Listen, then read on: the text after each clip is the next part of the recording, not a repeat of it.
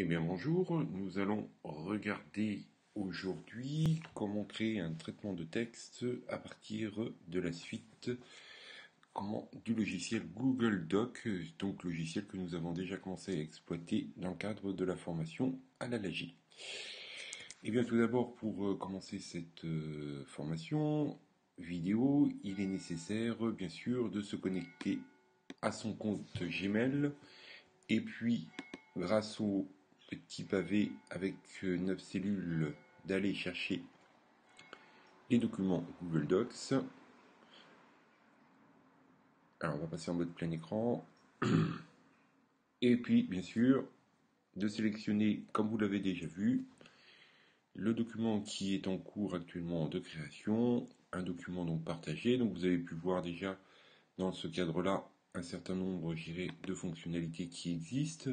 Donc bien sûr la fonctionnalité copier-coller à partir d'un autre document, les fonctionnalités, on va y arriver, donc de créer, gérer des tableaux à l'intérieur de Google Docs. Cela dit, comme on a pu le constater, Google Docs n'est pas un traitement de texte absolument complet et quelques fonctionnalités que l'on peut trouver dans les traitements de texte n'existent pas. Donc quoi qu'il en soit quand même, on va regarder un peu plus précisément, il sera mémoré tout ce qu'on a vu depuis une petite semaine maintenant sur Google Docs. Donc bien sûr, pour créer un nouveau document, il faut aller sur ce petit bouton plus.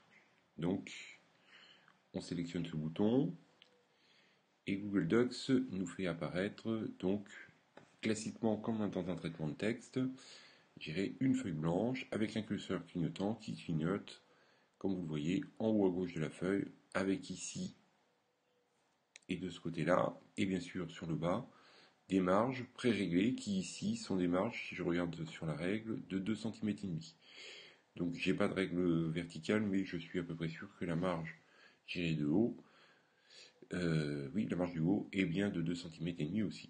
Donc, si je regarde l'interface Google Doc, j'ai donc cette feuille blanche, et puis j'ai ici un certain nombre d'informations qui sont importantes, j'irai de savoir. Alors, la première chose ici, je vois ici mon identifiant de connexion, donc qui prouve bien que je suis connecté.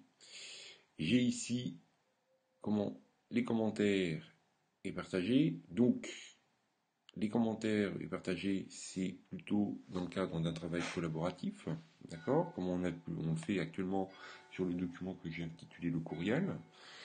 Ce qui est important ici, c'est de bien vérifier que vous êtes en mode édition, puisque vous pouvez, vous voyez, le mode édition, suggestion et affichage.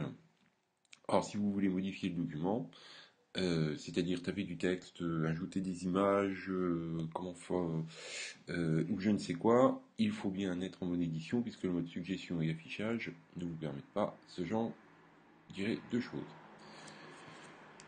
La particularité de Google Docs, c'est, comme je vous l'ai déjà dit plusieurs fois, c'est qu'il utilise, je dirais, les principaux outils basiques, je dirais, des traitements de texte. Donc ici, il y a à peu près que cela, donc c'est un avantage de la simplification. Je dirais, bon, ça n'apporte pas tout, mais néanmoins, on peut déjà travailler. Donc bien sûr, vous avez ici ce premier onglet, ici, qui est la police. Donc dans les polices, si je veux changer les polices, eh bien il suffit que je clique sur la petite flèche, ça me fait apparaître un menu déroulant et toutes les polices qui existent. J'ai bien ici, bien évidemment ici, la taille. J'ai donc ici après ce qu'on appelle le gras, l'italique, le surligné et bien sûr la couleur de texte. J'ai ici les alignements, aligné à gauche, centré, aligné à droite et justifié. Et j'ai ici les listes numérotées ou listes de puces, avec ici la possibilité de diminuer ou d'augmenter les retraits dans les puces.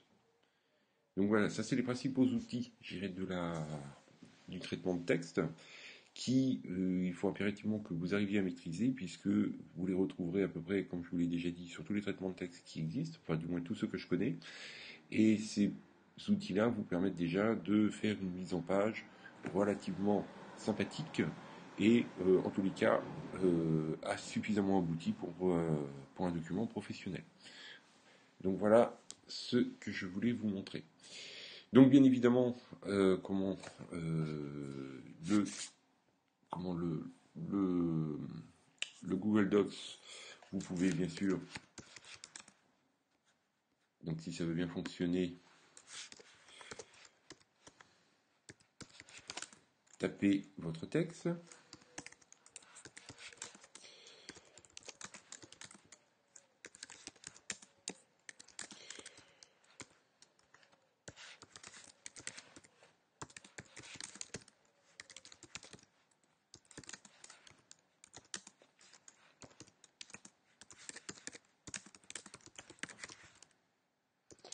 Voilà, je vais changer ici et je vois par exemple ici que lors de ma frappe, j'ai fait une faute puisque je vois apparaître ici cette vaguelette rouge. Alors je répète, hein, cette vaguelette rouge, elle est abusivement appelée, signalant une faute d'orthographe, mais en fait non, c'est plus exactement que le mot que vous avez écrit est un mot absent du dictionnaire.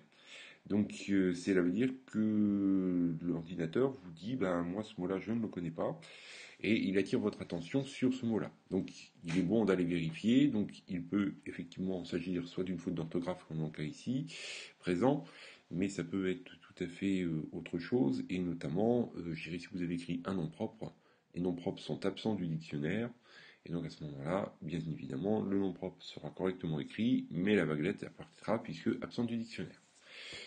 Donc, pour corriger une faute, ben, bien sûr, soit on la repère tout de suite, mais il peut arriver que on ne trouve pas, où est l'erreur. Donc, vous avez la possibilité, en mettant votre curseur clignotant à l'intérieur du mot et en faisant clic droit, de faire apparaître ce qu'on appelle ici le menu contextuel. Alors le menu contextuel, j'ai déjà expliqué, je vais le rappeler, c'est un menu, comme son nom l'indique, de contexte, c'est-à-dire à l'endroit où se positionne votre pointeur. Donc si vous tapez un clic droit à un endroit précis de la feuille, vous allez avoir un menu contextuel. Si vous tapez un autre endroit de la feuille, vous allez avoir un autre menu contextuel. Ils peuvent bien sûr être les mêmes, puisqu'il n'y a pas forcément de différence, mais ils peuvent être tout à fait différents. Quand j'ouvre le menu contextuel ici, je vois que ici j'ai une proposition de correction que je peux sélectionner. Alors je peux en avoir une ou plusieurs, hein, il suffit à ce moment-là de bien sélectionner celle qui vous intéresse et j'irai de comment la sélectionner et elle se mettra automatiquement dans votre document. Voilà, voilà. Donc, les outils, après, somme toute classiques. Donc, nous avons ici la possibilité de changer la couleur, donc de toute la ligne. Bien sûr, que des mots que je choisis. D'accord? Je peux bien sûr, de la même façon, changer la police et la taille des caractères. Alors, n'oubliez pas que dès que vous êtes en traitement de texte et que vous voulez agir sur le texte, vous ne pouvez pas faire d'action si vous n'avez pas sélectionné le texte. Donc, la sélection, je rappelle, nous plaçons le curseur clignotant devant le début de la phrase qui nous intéresse. En l'occurrence, ici, nous sommes le samedi 20 août 2016, nous entreprenons ici une vidéo de formation. Je vais cliquer gauche sur ma souris, je vais tenir et je vais me déplacer jusqu'à la fin de ce que je souhaite sélectionner. La partie qui est ici, d'accord, qui se met, donc en l'occurrence ici en bleu, mais qui peut être d'une couleur tout à fait différente suivant les logiciels que vous utilisez, c'est ce qu'on appelle une mise en surbrillance. D'accord? Et une fois que le texte il est mis en surbrillance, à ce moment-là, je peux faire l'action que je souhaite. Donc par exemple ici, changer la taille de police et changer la couleur. Une fois que cette action est faite, que j'ai modifié, les caractères de ma police, il faut que je désélectionne, mon, mon action, puisque si malheureusement je reste sélectionné et que par exemple je veux rentrer un nouveau caractère, et bien ça ne loupe pas, tout ce que j'ai sélectionné disparaît. Donc, comment c'est un peu gênant. Alors on a toujours la possibilité, et il faut toujours s'en rendre compte assez rapidement, c'est pour ça que je vous engage à ne jamais vraiment quitter l'écran de votre yeux, de vos yeux, pardon, puisque vous avez ici, comme dans les traitements de texte classiques, une touche annuler et rétablir. Et donc ça annule les actions derrière les autres. Donc évidemment, ça vous remet, votre texte en surbrillance. Il suffit alors à ce moment-là que je clique ici, par exemple, la surbrillance s'enlève, et là, de nouveau, je peux retaper mon R, et là, mon texte reste bien en place. Voilà ce que l'on pouvait dire, pour cette petite vidéo de présentation rapide, qui, je vous le rappelle, va nous servir aussi de test pour voir, petit 1, si cela vous intéresse, et petit 2, si, comment vous souhaitez qu'elle continue. Et puis, je vous dis donc à une prochaine fois. C'était Laurent, votre formateur informatique. Voilà, voilà.